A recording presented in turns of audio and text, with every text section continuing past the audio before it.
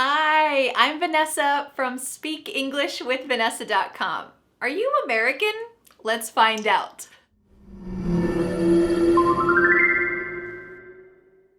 Today, you're gonna learn 10 very American phrases. These are phrases that Americans use in daily conversation. You will hear them in pop culture, TV shows, movies, songs. If you visit the US, you will hear them. And also, if you want to sound a little more American, you're welcome to use them. Some of them are a little regional, meaning that people in the North will use them, but people in the South won't use them. Or people in the South will use that expression and people in the North won't. So make sure you listen carefully for where you're gonna hear these expressions. Are you ready to get started with the first one? Listen carefully because at the end there is a quiz to see if you are really American. Let's listen. To table something. Does this mean you put it on the table? Actually, it means that you don't discuss something. Let's look at this example. Every time I mention adopting a new dog, my husband tables the discussion. That means he does not want to adopt a dog or he does not want to talk about it ever or right now, so he tables the discussion.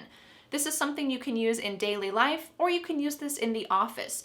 If there is a topic that you want to avoid at the moment during a meeting because it's not relevant or you don't have enough information, you could say, all right, let's table this discussion and come back to it tomorrow. Great, you are kind of avoiding it until later. Number 2, to shoot the breeze. Well, this is a kind way of saying the original expression, which is to shoot the shit. And it means just to have a casual conversation with someone. There's not a plan, you're just kind of chit-chatting. In the South where I live, it's more common to say shoot the shit. But for me, in my personal life, I don't really swear that much. So I just say, shoot the breeze. Yeah, it was nice to get together with you at the coffee shop today. I'm so glad we got to just shoot the breeze together. Spend some time chit-chatting. Or if you're describing a situation, you might say, the old men meet at the diner every morning to shoot the breeze before work. They're just getting together casually and enjoying talking together. Number 3 is to plead the fifth.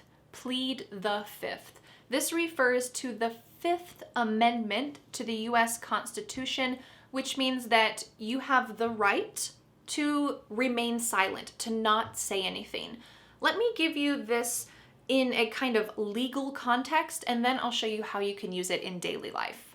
If you've ever watched legal or courtroom TV dramas, you might have seen it used in this type of situation. When the officer pulled me over, I was driving, the officer pulled me over and asked, "Do you know what you were doing?" I said, "I plead the fifth because I didn't want to incriminate myself." This fancy word incriminate means that if I say, I was driving too fast, or I just did some drugs, or I was drinking too much, something illegal, well, I am incriminating myself. So why would I say that? I need him to tell me because I don't want to go to jail. I don't want to pay a fine. So I have the right to say nothing. I could say, I plead the fifth, and it means I don't need to say anything. Legally, I don't need to say anything until there is a lawyer or some kind of legal situation happening. But this is usually more in a legal sense. What about in daily life? Check out this situation. If your friend says to you, you look hungover. Did you drink too much last night? You might say, I plead the fifth. And that means, yes, I drank too much. Yes, I am hungover. But I don't want to tell you. And in daily life, I just want to let you know the implication here is that you don't want to say yes or no directly, but it's almost always you are right. So when someone says, you've gone on so many dates with her, and when you're together, you're just so happy. Do you love her? You might say, I plead the fifth. That means you don't want to say, but you're right, I do love her. So usually in casual conversation, even though you're saying, I want to remain silent, I don't want to tell you, there is a little undertone here that Yeah, you're right, but I don't want to say it out loud. I don't want to say out loud that I'm drunk and hungover. I don't want to say out loud that I love her, so I'm just going to use this clever expression and say, I plead the fifth. Our next very American expression is to duke it out. This is strange to me because dukes, as in like a king and an earl and a duke, this kind of royalty term, is more related to England, I would imagine, than the US. But in the US, we use this as a verb, actually as a phrasal verb, to duke out something, to duke it out. Look at this sentence and try to guess what it means. The American football fans were ready to duke it out when their rivals won the game. Can you get from my gestures to duke it out? This means to fight, not always physically fight. It could be verbally fight as well, but it has that idea of aggression. We're gonna duke it out. We can use this in a less physical way to talk about politics or an argument. Take a look at this sentence. Everyone tuned in to the TV to watch the politicians duke it out during the debate.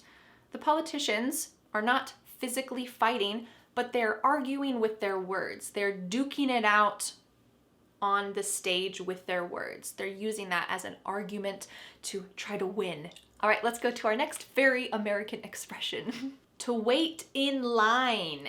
In the US, if you need to buy tickets for something that's really popular, what do you need to do? You need to wait in line.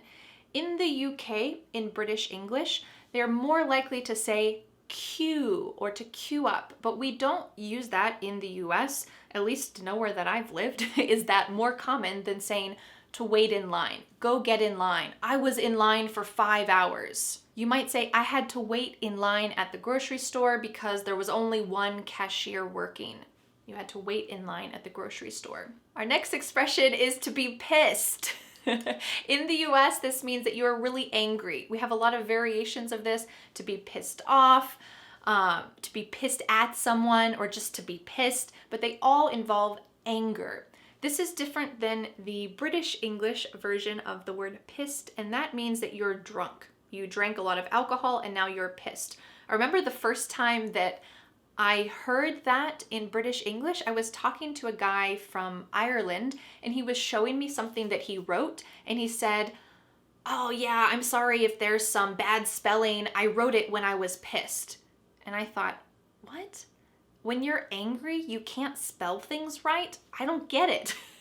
And I asked him that and he said, huh? No, I was drunk. I had too much alcohol and I can't spell. And I thought, oh, I was probably 21 years old at the time, and I had never heard that before. So I want to introduce that to you, that in the US, when we say I'm pissed or he's pissed off, it means angry. Let's look at some examples. I was pissed when I realized that my vacation plans were canceled. The fans were pissed at the referee for the bad call that cost them the game.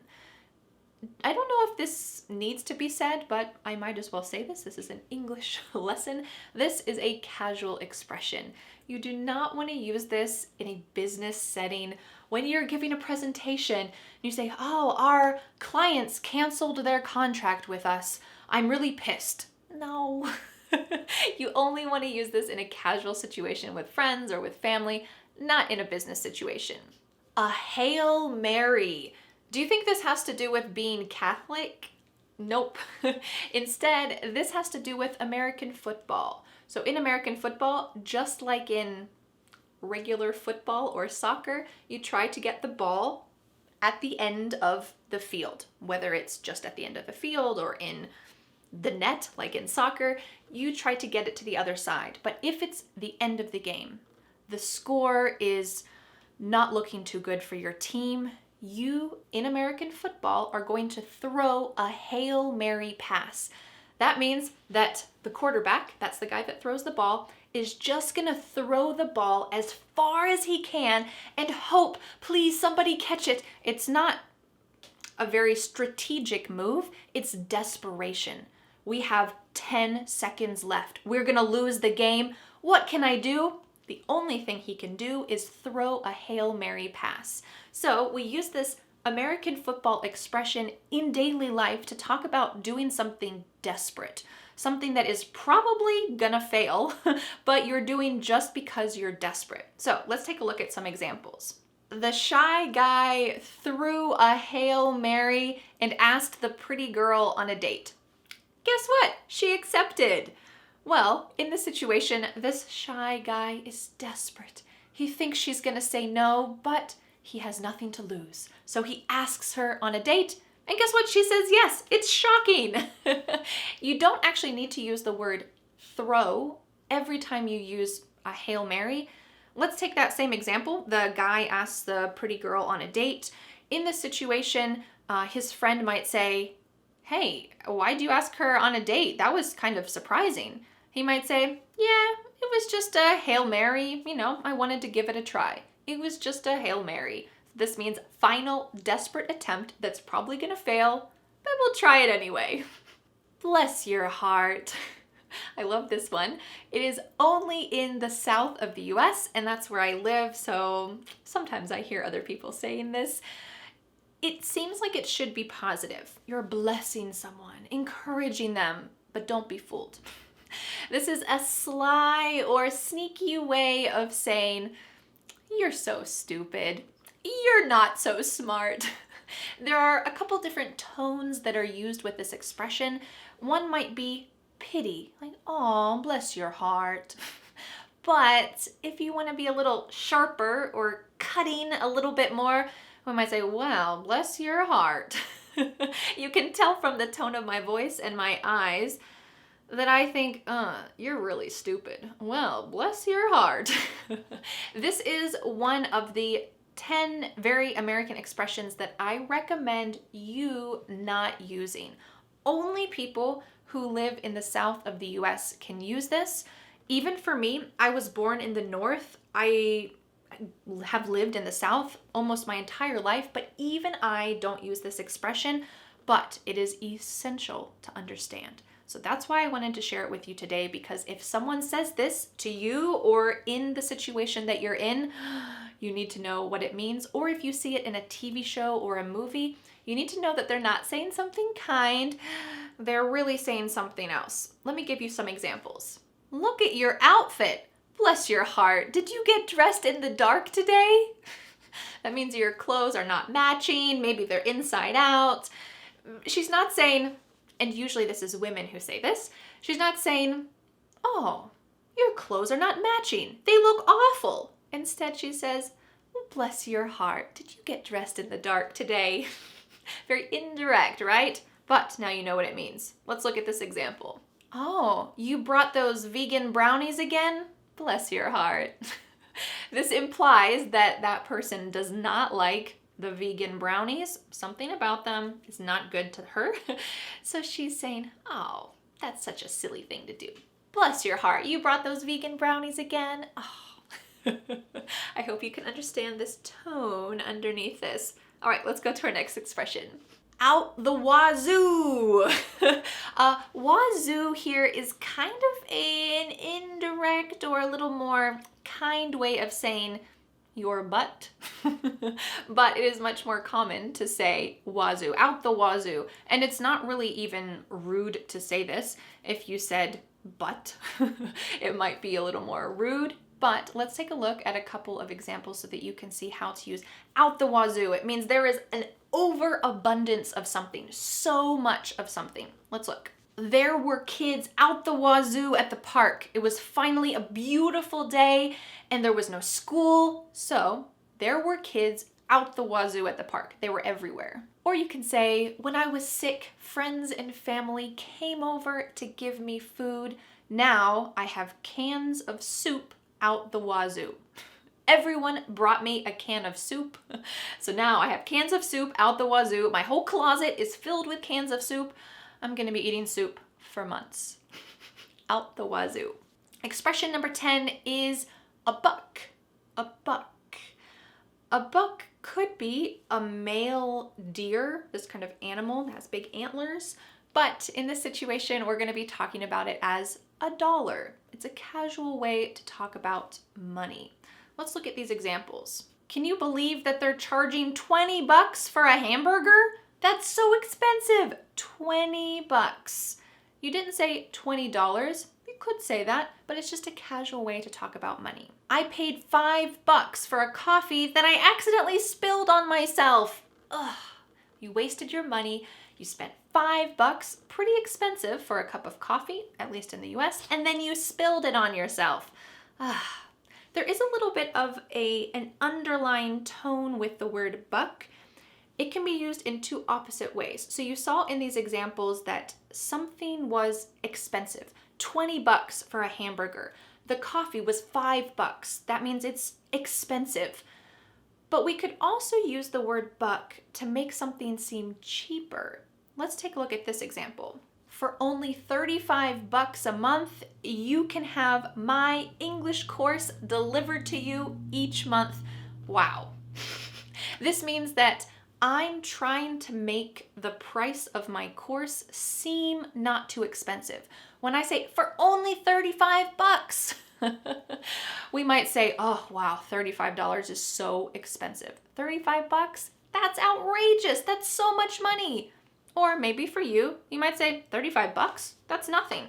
So it just depends on your tone of voice. We can use the word buck to talk about something that is expensive, you think is expensive, or something that's cheap. You're trying to make it seem like it's not much money. So this is true. My course, the Fearless Fluency Club, is $35 per month. If you use the coupon code NEW on the checkout page, it's only 5 bucks for the first month. It's kind of like the trial price. If you like it, you can stay, and then it's 35 bucks per month. But if you want to cancel, no problem, just 5 bucks. This is a way of making customers feel like, it's not too expensive, just 5 bucks. That's nothing. I got 5 bucks. Let's try it. So we can either make something seem expensive or seem not expensive, depending on the tone of voice that you use. Before we go on to our quiz, let's talk about a bonus phrase that is very American, and it is to talk trash or trash talking. Can you imagine what this means? Trash. It's probably not a good thing to be trash talking. Look at this sentence. The other team's fans were trash talking until we pulled ahead and beat them. So the other team's fans were trash talking. They were saying, your team's awful. Do you even know what a ball is? What are you doing? You are saying rude or mean things. You're trying to put the other person down. This means you're trying to make them feel less. You are trash talking. Usually this is kind of a light-hearted thing, like with sports, but if somebody is feeling serious about it, well, it could also be hurtful to trash talk. Like in this situation, you could say it's unprofessional to trash talk your last boss. Who knows? Someone might know him at your current workplace, or you might need to use him as a reference for a new job. It's unprofessional to trash talk your boss. That means if you say, oh yeah, my last boss, he was so unorganized, he just always came to work late. This is trash talking. Maybe it's true things, but it's not professional to trash talk your boss in any situation. All right, let's go on to a little quiz where I'm gonna see how many of these expressions you understand. How American are you? Let's listen to these sentences and try to guess what it means. My friend and I were sitting in a bar, shooting the breeze and watching the football game on TV. There was a guy waiting in line for a beer, and he was cheering for the other team. He wanted to duke it out over whose team was better, but I proposed a bet instead, 5 bucks that my team would win.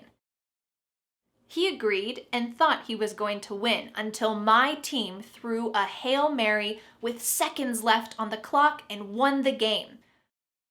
He was pissed. I gave him a pat on the back and said, "Bless your heart," while I accepted his 5 bucks. Did you get it? I hope that this little story was understandable for you. You're welcome to go back and repeat this story. Try to understand it. I hope you enjoyed all of these very American phrases.